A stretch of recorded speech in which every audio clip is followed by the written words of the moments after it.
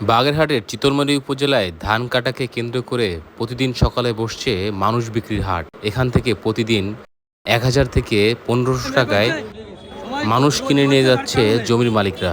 মানুষ ভয়তে ধান টাকার দিক টাকাই নেই, যা লাগবে দিয়ে জন। আজকে কি দাম বেশি না কম? দাম কম। সবচেয়ে বেশি কত টাকা হয়েছিল? ১৭০০ টাকা হয়েছে।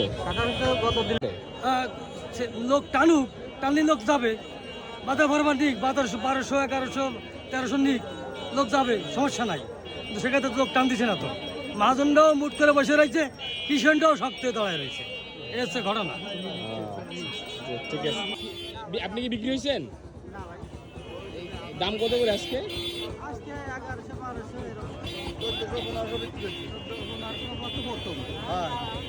এত টাকা দাম হওয়ার কারণ কি?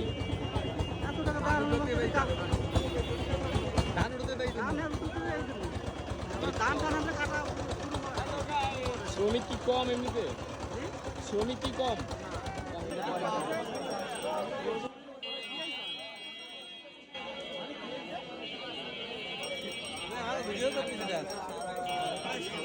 কম